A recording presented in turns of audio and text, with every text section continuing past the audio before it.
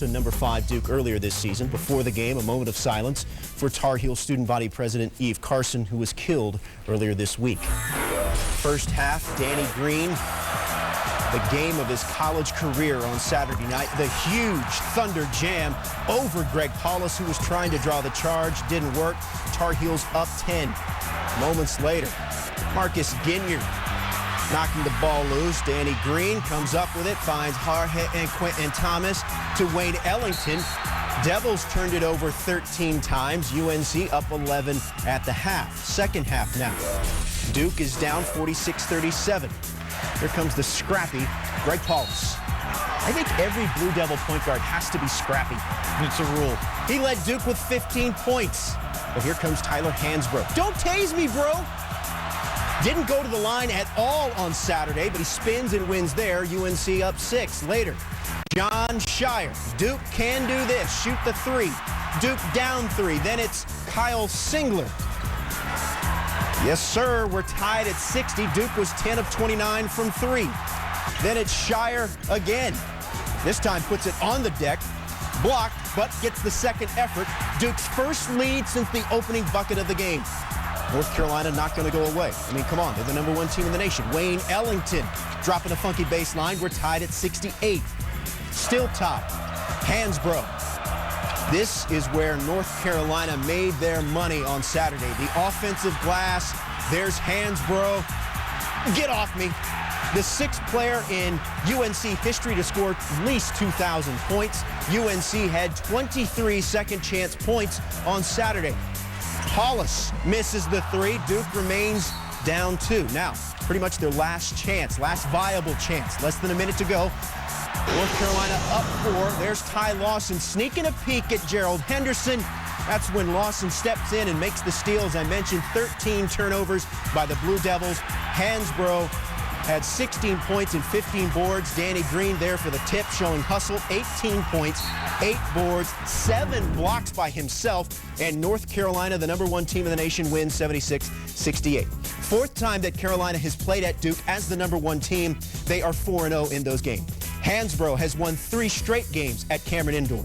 Afterwards, North Carolina's Roy Williams talks why this rivalry is so special. How lucky I am to be involved in such a great rivalry.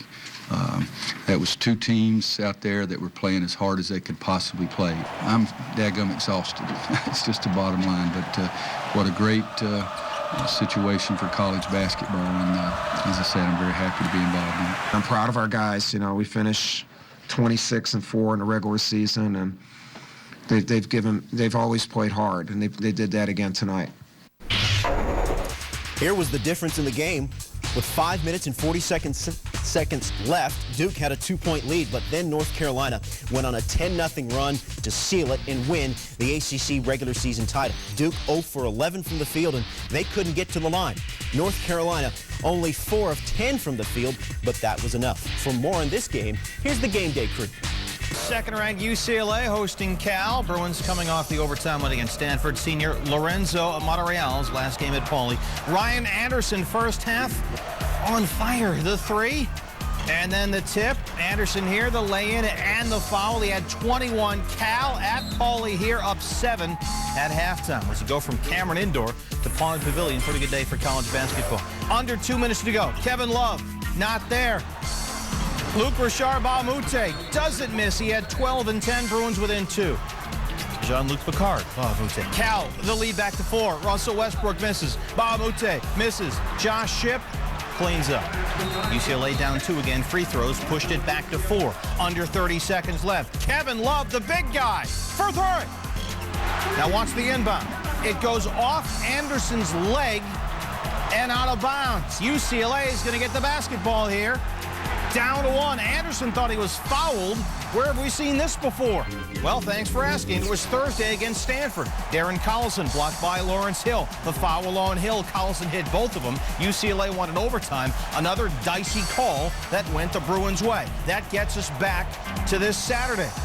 One more look at Cal's Anderson here. Essentially, he's just mauled, and there's no call. UCLA down 1 with the ball, and look how it ends. Final ticks.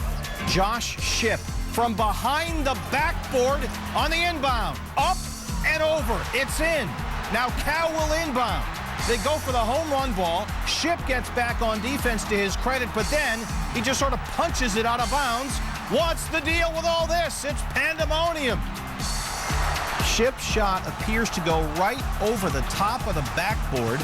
Now, what's the rule, you're asking? We looked it up. NCAA rule book, Rule 7, Section 1, Article 3, and I quote, "The ball shall be out of bounds when it passes over the backboard from any direction."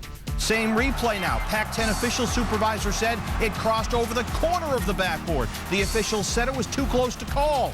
Basket counts. Game, though, not over yet. They got to figure out how much time to put back on the clock after the ball was punched out of bounds. They decide .7. Patrick Christopher, one look for the win. It's not there. Bruins down 4 with 31 seconds left. Win. Steve Lavin asked, what about that shot? As a player, you want the ball in your hands at the end of the game. I got it. It was a desperation shot. It was one of those horse shots. And lucky for me, it went down. Your team continues to come back like Lazarus, back from the dead. You resuscitate yourself and make these remarkable comebacks. What is it about this group that allows them to continue to persevere and get these wins late in the game? Just the competitors we have on the team. Nobody wants to lose. They're going to do whatever it takes. If the game's not over until it says 0-0, we're going to keep fighting. And today, we just kept fighting. We were able to come back. That's part of human error, but I feel bad for our guys because I thought we outplayed UCLA, and I know Ben said that after the game, but what can you tell your team when they can't come away and take a victory? Because we did what we should have. We played as hard as we could, thought our kids executed, and we did everything we could down the stretch.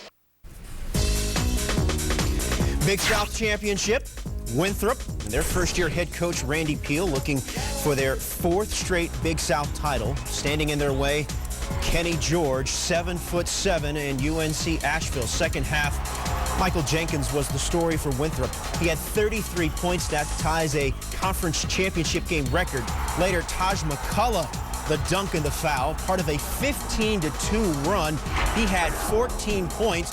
Winthrop, their 8th NCAA tournament appearance in the last 10 years. Austin Peay, Tennessee State, Ohio Valley tournament title tussle. The Governors, first half, Todd Babington. Deep 3. Babington on fire. He had 24. Austin Peay up 15 at halftime. And second half, they run away with it. Ernest Fields in transition. Austin Peay 82-64. They're 24-10. Governors into the NCAA tournament for the first time since 2003. Their 6th NCAA berth. Told you about the UCLA Bruins. What about the Belmont Bruins? They're the top seed in the Atlantic Sun Tournament, taking on Jacksonville in the finals. Belmont in white up 10. Shane Dansby, 10 of his 16 came in the first half. He was 4 of 4 from the floor in the opening 20. Then Justin Hare finishes the easy layup.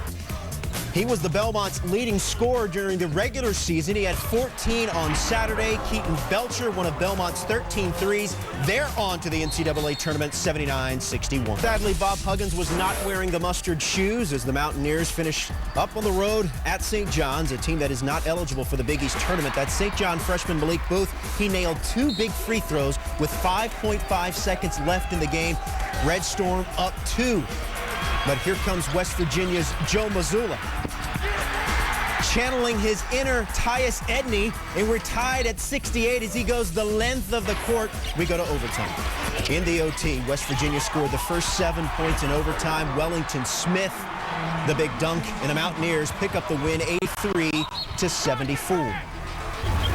All right, more resumes. Syracuse in a must-win Saturday, hosting Marquette. Orange, strength of schedule strong, but just one win against inside RPI teams in 8 games. The win against Georgetown helps, but the loss against South Florida does not. Marquette ranked 20th. Golden Eagles would clinch a Big East 5 seed with a win here against Jim Boeheim's team. Second half, Dante Green going to work in the post. Green had 21. Syracuse, they just flat out had to have it. They are very bubblicious right now. Christoph Ojanot, the strip, the finish, the foul, and the whole thing. Orange up now. Johnny Flynn, this guy's a tremendously exciting player to watch. Flynn for 3, he had 21. So Syracuse gets the win. They're 19-12, now 9-9 in the Big East. They've won 2 straight after blowing the big lead against Pittsburgh. Arizona State certainly a bubble team, going cold at the wrong time, 4-8 in their last 12 games, but they have some solid wins, beating Stanford and Xavier, and a sweep of Pac-10 rival Arizona. But you can't lose to Oregon State, who thus far winless in the Pac-10 coming into Saturday. Yeah, that would be bad. Yeah, not good for the resume. Herb Sendek and company trying to avoid that. Second half, Sun Devils up 8. Eric Boten, the Jam, he had a career-high 12 points. Oregon State trying to avoid going winless in the Pac-10. We're talking 0-18 if they lose on Saturday.